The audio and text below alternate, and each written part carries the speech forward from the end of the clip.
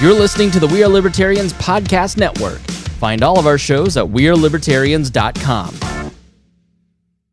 Okay, if you have not heard about CashApp, you're gonna love me. You want more from all these free apps used for just free and fast money transfers, right? Well, I've got the hookup for you. The CashApp. The CashApp card is a free Visa debit card that lets you use your CashApp balance to pay online and in stores. It's also the only way to get boosts. Now, let me tell you about boosts because it's exclusive to CashApp.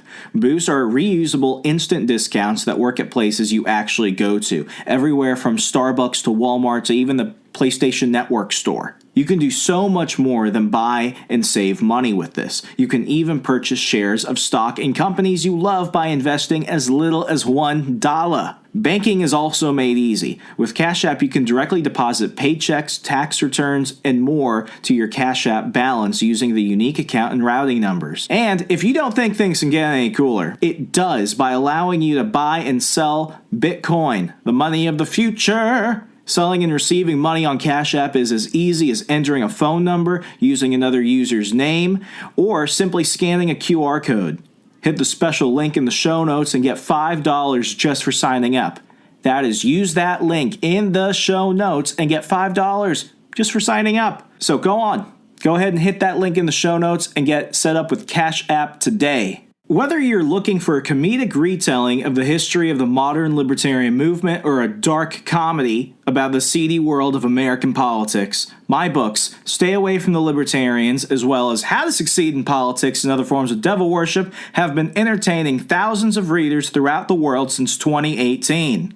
Whether you're looking for the next great book on your reading list or considering a funny and captivating book for the Politico or history nut in your life, you can grab a copy of either Stay Away from the Libertarians or How to Succeed in Politics and Other Forms of Devil Worship today on either Amazon or Barnes & Noble online. Amazon links for the print and ebook editions of both books are available in the show notes.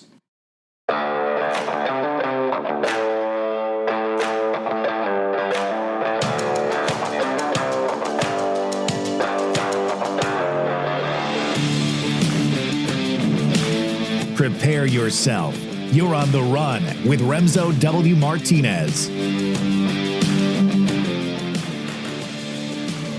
Well, folks, I've been telling you for weeks now that we were going to start getting into more of the questions that matter to us. Because at the end of the day, if we're chasing the headlines, if we're chasing the Spitfire drive-by news, if we're going based off of other people's opinions instead of looking into our own minds and hearts to figure out what's going on, we're always going to feel like we're falling behind in something. And as we've been talking about, what frees a person individually, whether it's being financially independent, whether it's being, connected to something grander on a spiritual level, there are just some questions that need to definitely be explored. And for those of you that know me on Twitter, you know that one person I love to retweet is Andrew Meyer. And I brought him on today. Andrew, how you doing? Good, brother. How's it going? I can't complain other than, working from home all day, which was nice the first couple of weeks, but I'm looking forward to, not wearing sweatpants every day and going back to work eventually. But, I'm doing better than most. Andrew, we've known each other for a few years now, and I've got to tell you, one thing that you've been on, I won't say it's a rant because it's not a rant, but something that you've been kind of dropping online are insights into something called the Kabbalah. And I got to be honest with you, I had no clue where you were going. You were talking about, the position of the planets and being able to see when things are coming. And you've got, I'll call it your sixth sense. You've always been able to find things that are going to happen, even when they seem kind of out of left field. And I just don't know where you get some of these insights, but you've been dropping stuff about the Zohar and Kabbalah for a while, and you reached out to me and you said, Remso, let's go ahead and talk about this. And I was like, well, let's do it. So you went ahead and invited on somebody that's been instrumental in your understanding of all of this. Benny Halfon, sir, how are you doing? I'm very good. Thank you very much. And thank you very much for hosting us today. Not a problem. So I just looking over your bio, I mean, we could go on about your background for a while, but it just surprises me. You're a former successful businessman. You have a history in the tech sector. How did you get involved in the Zohar of all things? Because it almost seems like this more esoteric spirituality mixed with, certain aspects of Jewish mysticism. It kind of just seems like something that a person on your path wouldn't run into. How did you get into this and why? Well, you're absolutely right. I'm coming from a very logical, rational background. I'm an engineer in my education, and I worked in R&D, like building the F-16 fighter, one of the computers of the F-16 fighter, in a subcontractor of General Dynamics. And coming from that to what I'm doing now, it's quite 180 degrees. But later on, I had a computer company of my own. But I abandoned all of that for that. And yes, it's a very valid question. Why would I do that? And I can tell you that I was sitting in my company together with my partner, that was my friend, is my friend, and we were working on the Y2K, 20 years ago. About when all the computers were supposed to shut down, we were going to enter like a Terminator Judgment Day situation. Exactly. So that was really, really a handful of work. But yet I was sitting there and I said, what is it? This is not for me. This is after being a student of the Kabbalah Centre for 5 years. And I felt like, what am I doing here? Like, this is not who I am. This is not what I want to do. And eventually that made me decide to abandon, put all of that behind me and go directly to teaching Kabbalah. This is what I'm doing in the last 20 years. So, Andrew, same question for you. Coming from a background in journalism, this also seems like something that would be kind of out of left field for most people. But then again, I can't say anything. I get locked in buildings and chase ghosts on the weekends with my brothers. So I can't necessarily claim to be the most on the direct path person out there. Well, for me, I just had a feeling that, a revelation that things were so dark in the world. I started learning about the government and how dark things are. And I just had the insight, if there's this much darkness, there must be an equal amount of light. And so I started searching. I studied a lot of different spiritual paths. Long story short, I wound up taking a Kabbalah class in Miami. And in 29 minutes or 40 minutes, they told me what I had spent years learning in about 5 minutes. And then they spent the rest of the time telling me things I had never heard before. And so over years studying at the Kabbalah Centre, you say I had a sixth sense. It raises your level of intuition, of understanding, of insight in the world. And Benny's my teacher now. And I can tell you, every time I sit down with Benny, it's like he's channeling insight for me. And it's an amazing experience. And I got to tell you, not many people know this about me, but when I was at Liberty University, I actually did several years of study in biblical worldview and Christian theology. So I have a pretty, beginner level understanding of Jewish tradition and the Old Testament. This was something that I had actually never come across. And when I began to do a little bit of research of it, I had to stop myself because I was developing more questions than, I thought would come at me. So for somebody who's just trying to understand the basics of what the Kabbalah and the Zohar is, what is it? Because I've been a little bit confused. I don't understand if it's, an aspect of maybe the Torah that wasn't mentioned, or if it's some type of mystic belief system, if it falls somewhere in the middle. What is it exactly? And this is going for either of you. This is definitely Benny. I can answer this, but I think I'd like to hear Benny's answer. Okay, so second time that actually you said Jewish mysticism or Jewish thing in connection with Kabbalah. And yes, this is how it's being perceived with many people in the world, but it's not correct. So they're not mutually exclusive. Yes, and it's not. There's nothing Jewish in it. Kabbalah is the knowledge of the universe, is the thought of creation. And actually, Kabbalah is the only system that I know from all science, from all spiritual or religious background that ask the question, why this world had to be created to begin with, and to give an answer. It's not because like God or whatever you want to call it had like lazy Sunday, he didn't know what to do, let's create a world. No, and there is a very, very important understanding of why this had to happen.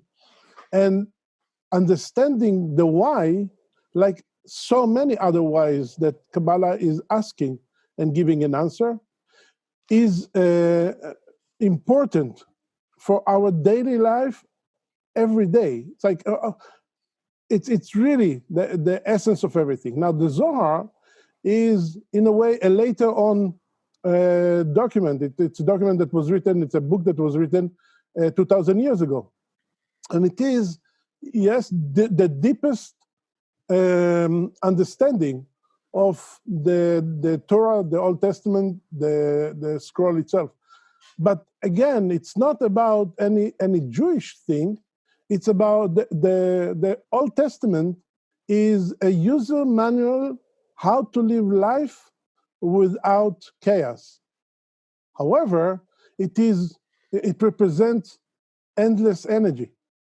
So you cannot represent something infinite by a finite thing. And this is why everything that is written there is a code. So essentially, it's a lens into looking at, the history of creation in a way. Yes and no. It's not just the history. It's not any history. It's not a history book. It is, again, as I said, user manual how to live life. It's very practical, not just to read stories. It's very practical to live our life. Like if I am reactive, if I'm in a situation in which things are not working the way I want, how I take this wisdom, apply it, and getting the best outcome out of it. That is what it gives me. Okay. So please excuse my ignorance. So kind of going with this, if this is a way of understanding life and understanding how we see ourselves in the universe, is this something that was, let's say, provided by God, if we're using God as the figure in this example, or is it understanding just really who we are in the universe and how we interact with everything around us? Yes and yes and yes. We are not using the word God in Kabbalah because, unfortunately, so many people have different interpretation of that word. Mm-hmm. And what we are using is what we call the light. The light which is emanated from the life force of the Creator. I hope that when we say Creator, it's not ambiguous and people don't interpret it in different ways. So to at least understand the context, we're talking about the sentient maker of the universe and all life in it. Okay. Right. And again, it's not about history. It's not about understanding stories.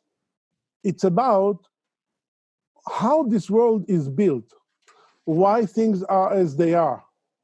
What is the meaning of the interconnection between us, other people, and us and nature? Actually, I'm preparing a class for tomorrow. Tomorrow I'm going to give an online class about Kabbalah on the environment and the understanding of that we are made out of all the elements that are around us means that we are interconnected with everything around us.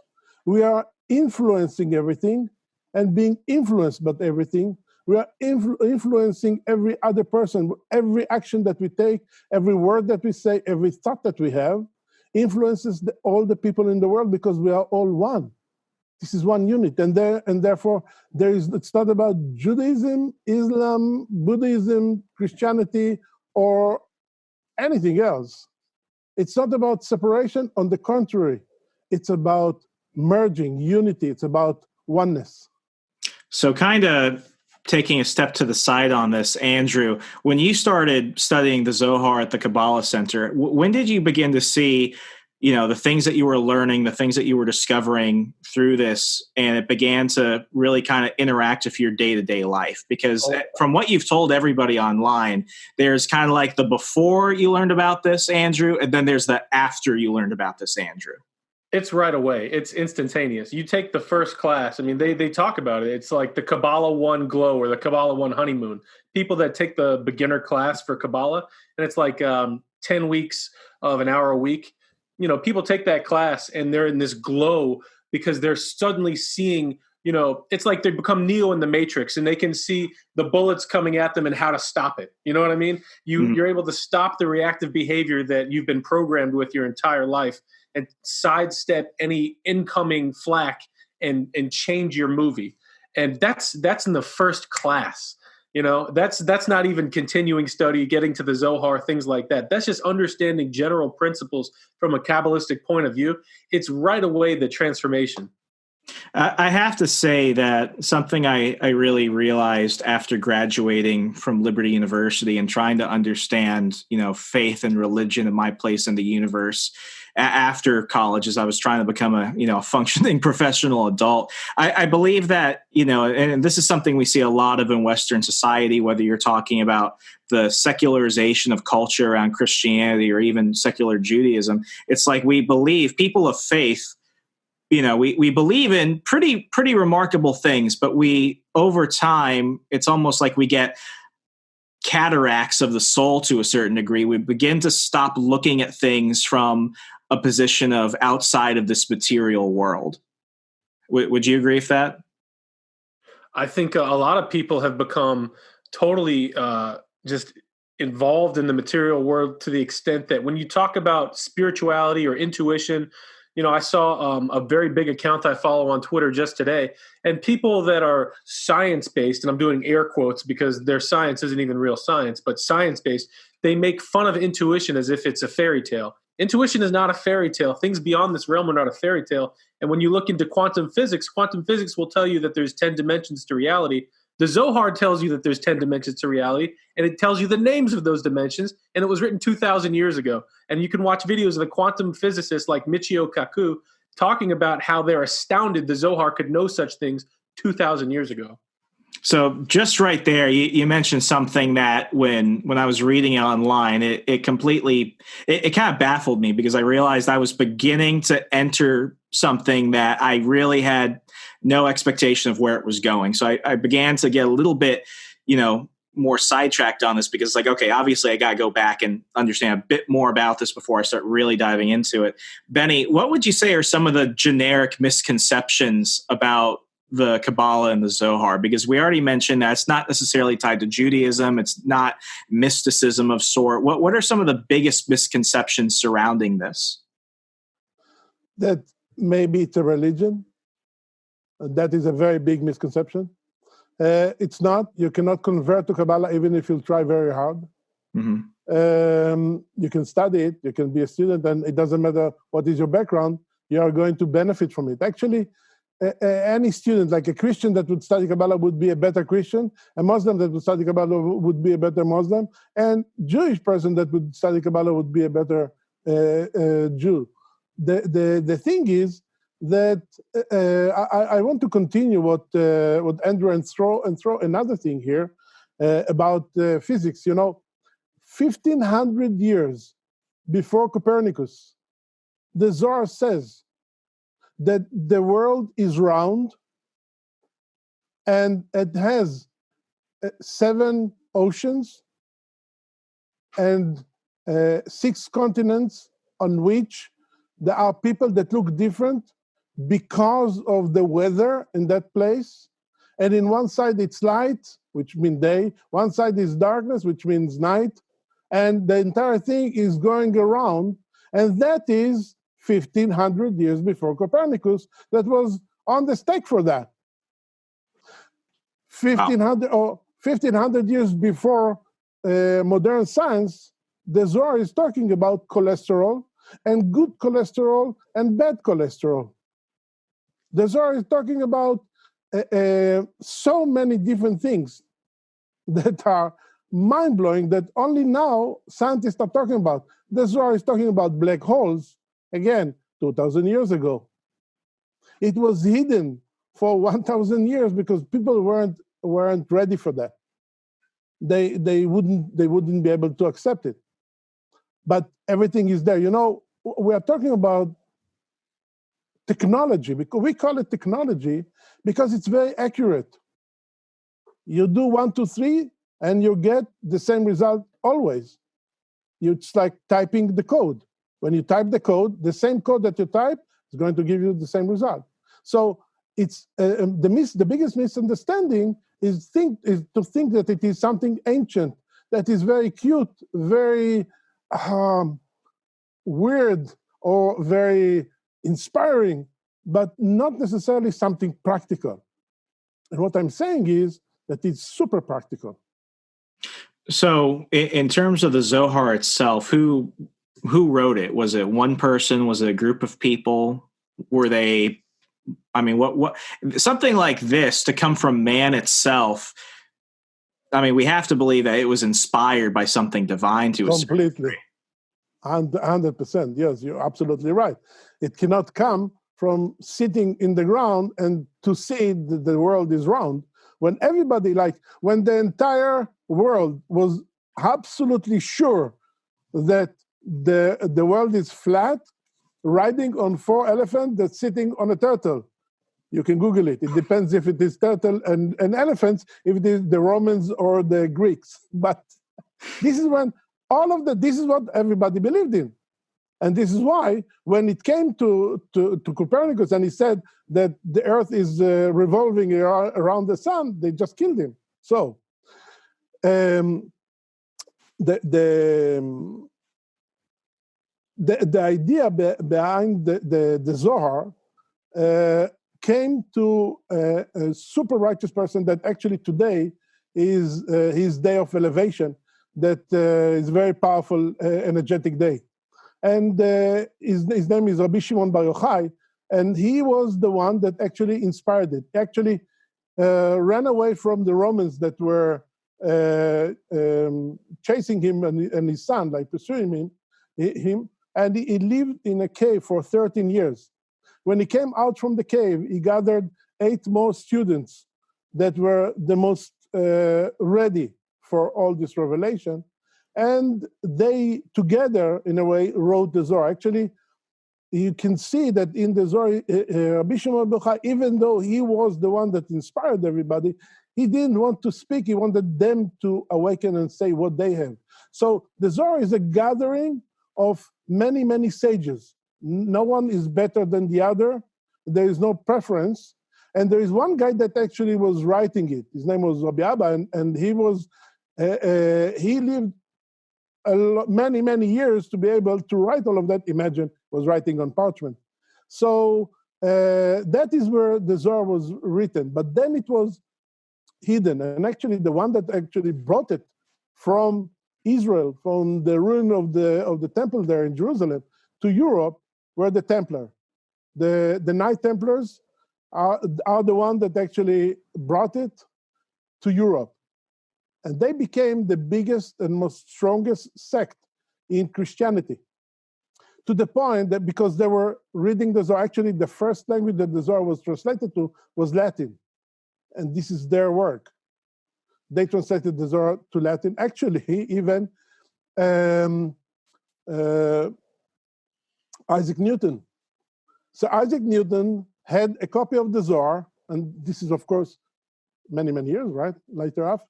And it is in Cambridge University. And until today, there is a museum for Isaac Newton, and his Zohar is there with his notes on it. Actually, one of the revelations of Sir Isaac Newton is the prism, that white light is divided into all the colors of the rainbow colors. The ultraviolet spectrum? Not ultraviolet, just the fact that the prism, like the triangular. Yeah. Right? Pink Floyd. Dark side of the moon. I'm sorry, that was the only way I could remember. That's it. You're right, 100%. So it is in the Zohar. He took it from the Zohar. He read it in the Zohar, and he found later on, he discovered how it happens, how it works. So it is in the Zohar. I can send you all the quotes from the Zohar to show you what I'm talking about. Like, everything is documented. No, absolutely. So actually, you can go even today in our website and get the Zohar for free. You can just pay for the shipping. It's 23 volumes. And everybody that is going to go there to Kabbalah.com, just in the Kabbalah spells KABBALAH.com, on the top page, there is a link, and you can go and ask and request the free copy of the Zohar, and you're going to get it. Perfect. And folks, I'm going to go ahead and put all the links in the show notes as well, so that way you all can jump into this. I am just curious. So around the time of, really when the Zohar was put together, we're talking about a time of a lot of religious fervor. Christianity is really hitting, one of its striding moments. This is also around the time of the Spanish Inquisition, so it was kind of a dark time for the Jewish people as well. What was a lot of the reaction towards the Zohar from all these different religious communities? Was it something that was, looked at objectively and, people were allowed to talk about it and look into it, or was it kind of rejected? Because when we look at, religion in any part of the world, when you bring in something which is as different and unique as this, there's usually some type of pushback. Again, you're absolutely right. Most of the time, the pioneers, the revolutionary people that are bringing new ideas are getting terrible PR and terrible, evil speech and terrible objection. So the Zohar wasn't different in that, and actually there are many people that rejected it. Now, because of the work of the Kabbalah Centre, the Kabbalah Centre was established 98 years ago, 1922, and in the new form, the last 50 years. The last 50 years, we opened the teaching for everybody. Rav Berg and Karen Berg, the one that opened this knowledge for any person in the world, and that allow people have access to it. And it was with a lot of objection as well, and terrible thing that was said on all the people. Now the Zohar is mainstream. Now you can say Zohar, and people heard this word somehow, somewhat, and it's different. But that was the real breaking of what we call the klipa, the real breaking of a lot of objection from many people. However, that effort that was put is always like when there is bright light in the end, it has to be concealed in the beginning. And that the Zohar is not different in that as well. Andrew, you're not uncomfortable being a controversial person. You have been for a majority of your adult life. When you go ahead and you tweet out something or you write something about the influence of the Kabbalah in your work and in your personal life, what's the reaction been from people? Has it been mostly positive, mostly negative, or do they just look at it and they're like, I have no clue what this is, I'm going to go ahead and scroll past? Well, it strikes people where they are, and I try and do my best to move it in a better direction. I talk to some people and they think I'm giving them some kind of occult knowledge or something like that, and I try and move them towards the reality of what this really is. But some people, you'd be surprised, are very, very open, and they're understanding more and more where this is coming from and that this is something very special. And so more and more I'm getting people with very positive reactions that want to know more. Thank God, leading to things like this podcast. That kind of leads me to my next question. Benny, who are the type of people that go and want to study the Zohar and understand the Kabbalah? Do you usually see a trend, or is it more diverse than what some people may think? No, it's completely diverse. You can see everybody. Businessmen that made billions celebrities and the most simple people that are from all sorts of life, educated, not educated, people that studied many other spiritual systems, different religions, different sects, different things, different everything, are still have questions that are looking to have answers, and then Kabbalah give them the answer. By the way, if I may, just to continue something that about your previous question. Oh, please go ahead. There was one pope that I'm sorry I didn't do my homework and I forgot his name. In the 16th century, the one that actually burned all the books of the Talmud and the Old Testament and other things is the one that actually allowed the Zohar to be printed for the first time and endorsed it. And he said that this book is going to bring peace between Christianity and Judaism, which is mind-blowing when we talk about, yes, rejection to all the rest. There are so many miracle stories that I can tell you that the presence of the Zohar brought to people in their life. It is mind-blowing. We can talk straight for 7 days with no stop, and I will tell you just stories, miracle stories about the Zohar. So just to kind of tap into that a little bit, what's one story that kind of pops into your head, when you first think about it? Okay. Soldier in the Israeli army in an operation that took place 6 years ago had the pocket-sized Zohar. Like we have a version that is small pocket size of one of the volumes in his pocket, and he was shot 2 centimeters, which is less than an inch, from his heart, and it seems like the bullet was like thrown away. He was injured, but it didn't touch his heart, and they attribute it to the Zohar, like his family, his parents, that gave him that Zohar. He wasn't a student, by the way. So the pocket-sized version of it stopped the bullet? Not because the bullet hit it, but energetically created like protection shield.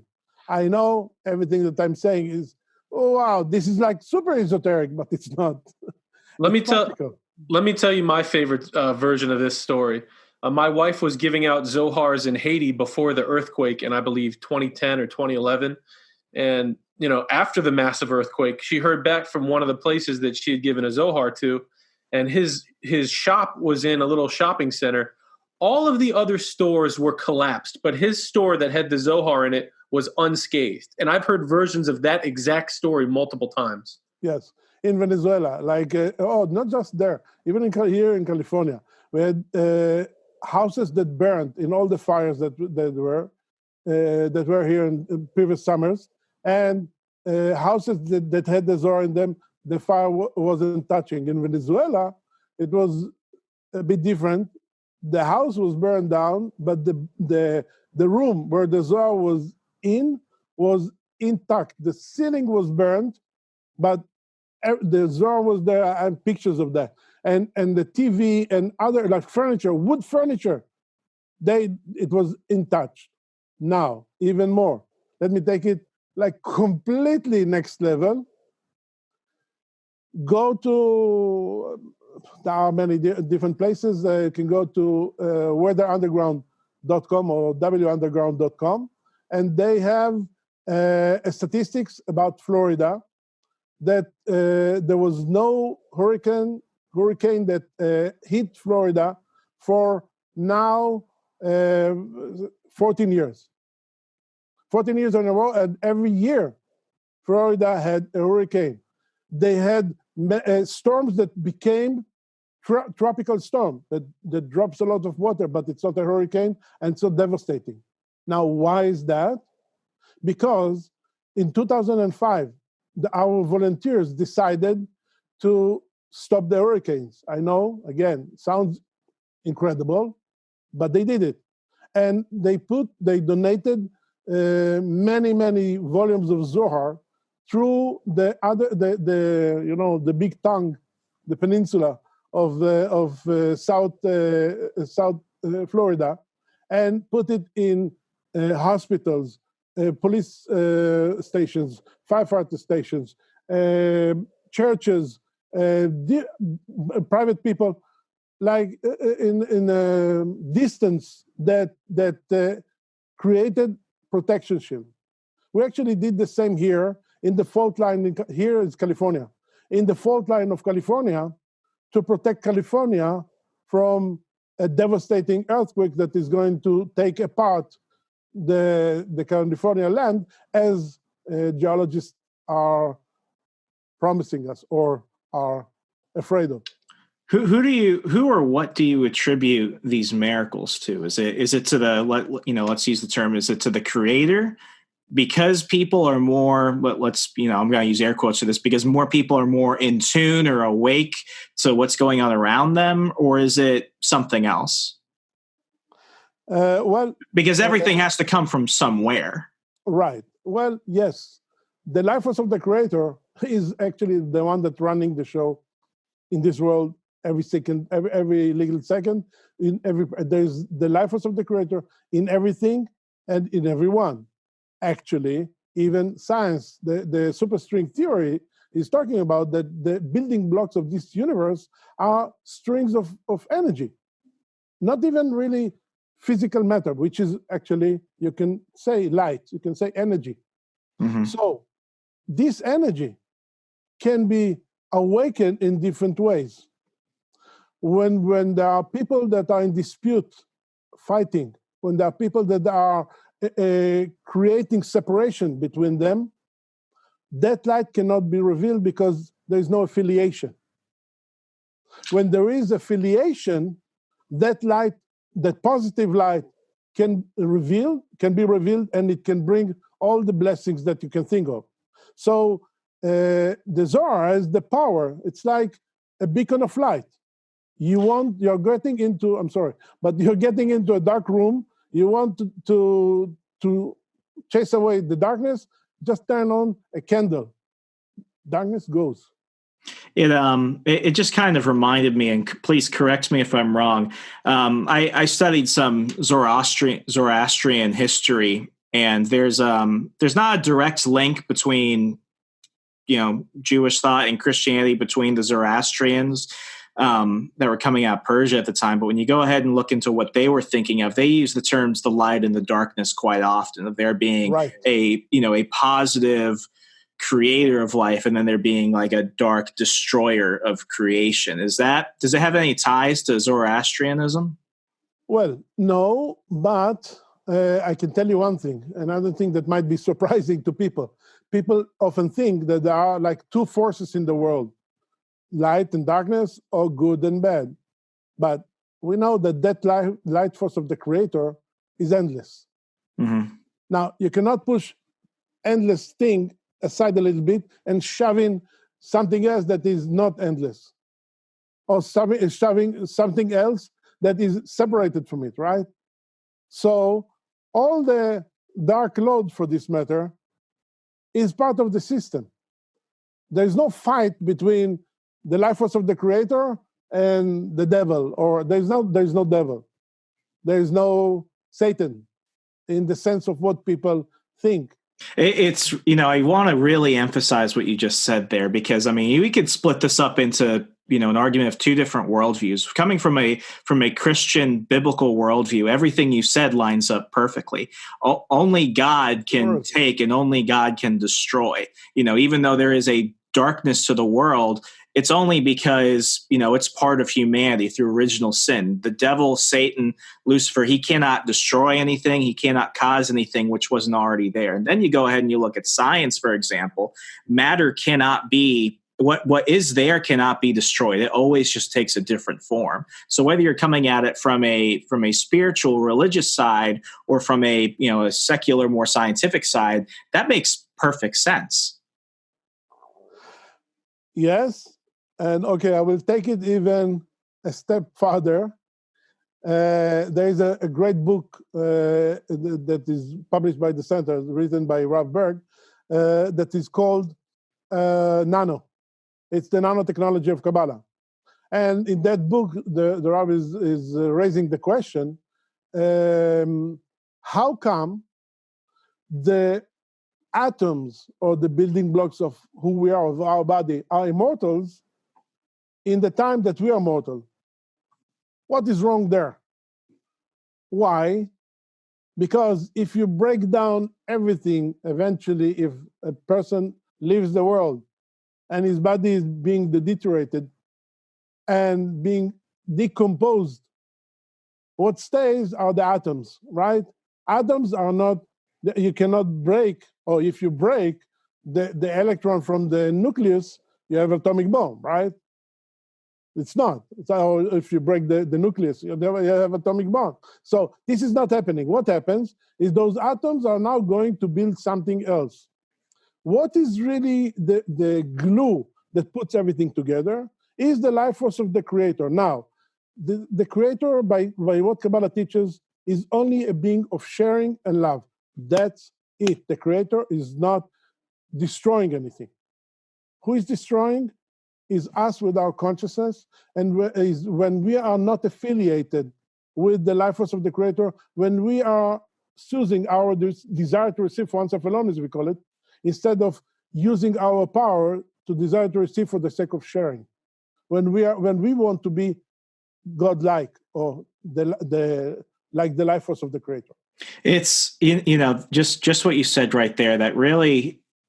It's odd in a way, because I was having a conversation with a friend of mine, a fellow Liberty University graduate, about a week ago, and we were talking about, the current pandemic we're in. How can bad things happen, and why do bad things happen? And we found ourselves talking about the story of Noah and the ark, the great flood, and something I remember one of my creation studies professors talking about was, why did God flood the earth, and why didn't He set it ablaze?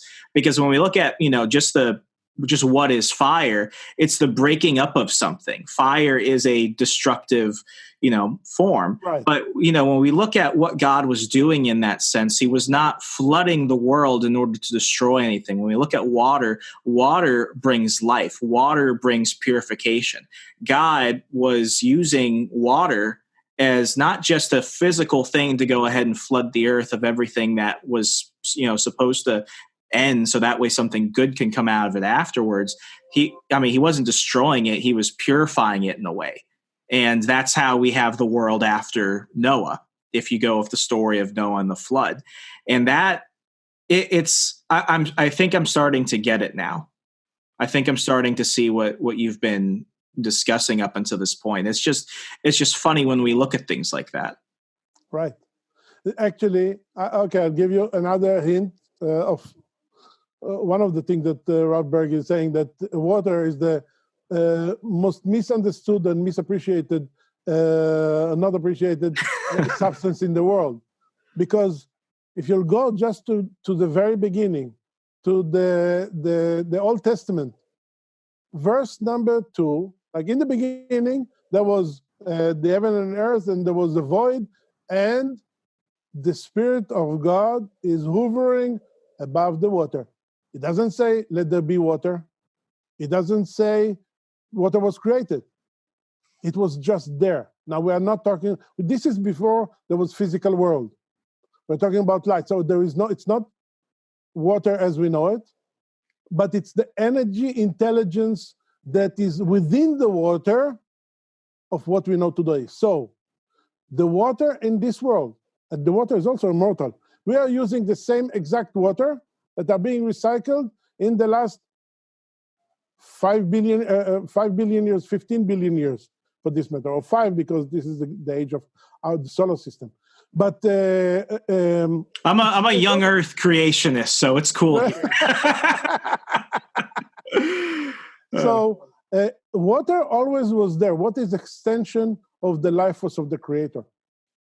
And this is why water brings life, as you said, and this is why there are close to 100 abnormalities of water that actually make it what it is.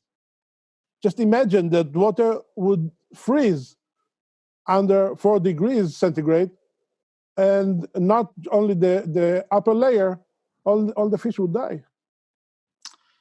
This has been an incredible conversation, and I wish we could go on for hours and hours. We'll have to have you both on here again to talk about. Last question for both of you. I'd like to start with Andrew. What type of people should look into the Zohar and the Kabbalah? What should people be thinking about as they're getting into it? Is this for everyone, or sometimes some people shouldn't look into things? Who should look into the Zohar and why? Only people that want to improve their lives. Only people that want to understand more about the world. If you don't care about changing your life at all, if you love exactly where you are and you don't have any desire for improvement, you don't have any desire to learn more about what the world is, then stay away. But if you care about improving your life at all, if you care about learning more, you will certainly benefit from taking a class at the Kabbalah Centre. I highly recommend taking Power of Kabbalah 1. That's the first class. I couldn't recommend it enough. And I say, even if you don't want to change anything, just keep it there. Who cares? It doesn't do anything, doesn't need your attention, or it doesn't need feeding. And you can get it now for free. So everybody can do that. Everybody, it's for everybody, it's for everyone. It's not restricted whatsoever. On the contrary, this is where we are going to, because this is the teaching of unity and bringing people together. And this is where the world is going to, if we want it or if we don't want it, if we know about it, if we don't know about it, if we believe in it or if we don't believe in it. Outstanding. Well, gentlemen, it's been such an honor to have you both here and talk about this. I hope that, we can talk about this again in the future. But for now, I've got to let you go. Andrew, if people want to go ahead and follow you on Twitter, and I highly recommend folks go and pick up a copy of his book online right after this. Don't Tase Me, Bro. Real Questions, Fake News, and My Life is a Meme. How can they do so? You can follow me on Twitter at @TheAndrewMeyer. You can check out my website, theandrewmeyer.com. I have a list of the 72 most important news accounts. And that list isn't just all of the best news that you're going to find that's geared towards putting people in a winning direction, a winning mindset. I also have news that I call the spirit of the times, the best people in their spiritual disciplines. And on there, I have Michael Berg, who's one of the leaders of the Kabbalah Centre. I have John Piper, who I find to be an amazing Christian. I have Ilchi Lee, who he has his own tradition. It's an Eastern tradition. I highly recommend going on my website, theandrewmeyer.com, and checking out that list, the 72 most important news accounts on Twitter. Benny, it's been such a pleasure and a distinguished honor of mine to get to speak to you today. I hope we could do so in the future. If folks want to learn more about the Kabbalah Centre, link up with you because they have more questions about this, or even get their copy of the Zohar today, how could they do so? So the pleasure is all mine first, and I'm very happy that we did it. It's really amazing. I would love to do it again. And people can go, as I said, to Kabbalah.com or Kabbalah1.com.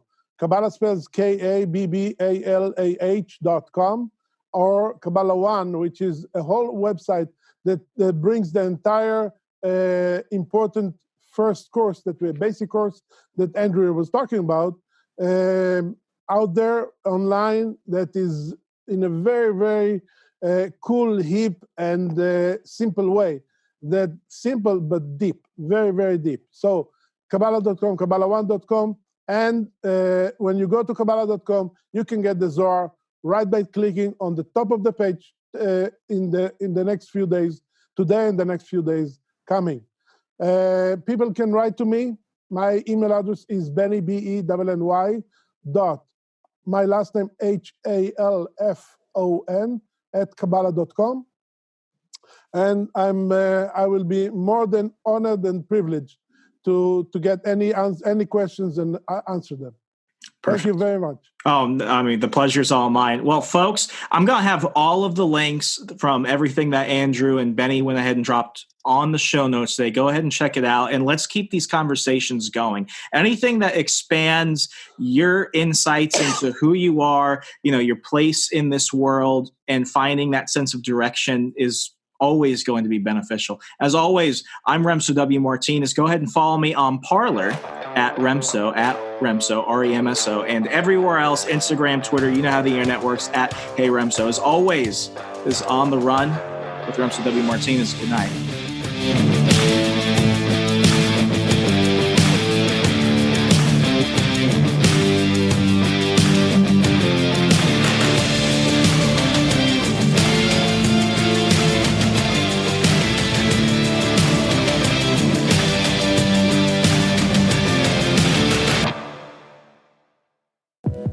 Check out our other shows and more from the We Are Libertarians network at wearelibertarians.com.